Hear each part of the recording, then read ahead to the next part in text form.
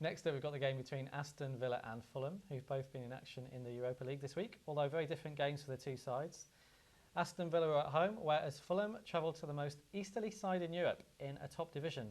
They played Amkar Perm of Russia in the away game on Thursday night, and for a team who have got to play again, Steve, away from home against the top 16 from last year, that's got to take it out of you, hasn't it? It has. And Fulham are going to go into this game shattered.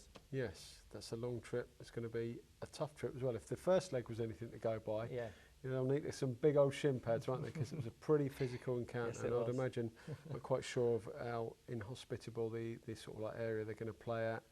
At what point, if you're on a trip like that, do you start to think about the game that's coming up on Sunday? I mean, straight away after the final whistle tonight, or no, once do you get switch home, on? Once you get back, I think once you've got this one out of the way, get back, and then you start to recuperate and you start to think, well, how do I best prepare for a game at Villa? But no doubt that is not ideal preparation, isn't it?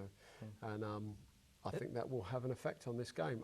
Although we're looking at a team who's just got beat by Wigan and then gone to Liverpool and beat them, which is just absolute madness, isn't it? Even it's at this crazy. stage of the season. But with Liverpool, the Liverpool win having been the second of those two games, I guess Villa arrive at this match in a good frame of mind, and the fact they played at home in Europe means that since Liverpool they've been back on their own patch. Yeah, he went back to the 4-3-3 system, didn't he, Martin? Which has stood them in good stead last year.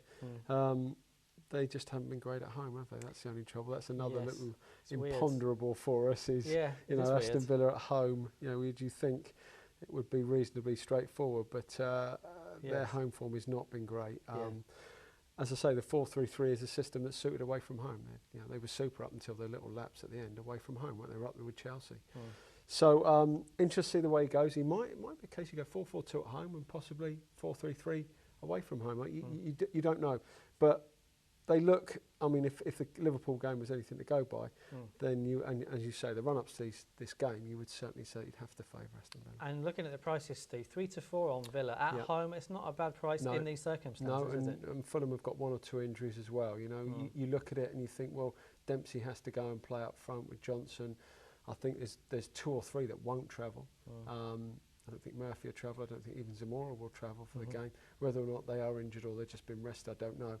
But there are just little question marks about Fulham that need to be answered. And if Aston Villa are at it and they're on their game, then 3-4 is a reasonable price. Yeah, looks good to me. And that is our first bet on the game. We're back in Villa at the price of 3-4. The draw's 13-5, and Fulham are available at 17-4. And the second bet, we've gone on a late goal in the match. You can bet on goal times. We're backing a late goal, the final match goal to occur from the 74th minute onwards at a price of evens. And that taps into what we were saying about the long journey back from Russia that Fulham have had before this match. Both teams, in fact, will have played in Europe this week. So likely to be some fatigue in the legs, could lead to a late mistake. A late goal is our second bet at a price of evens.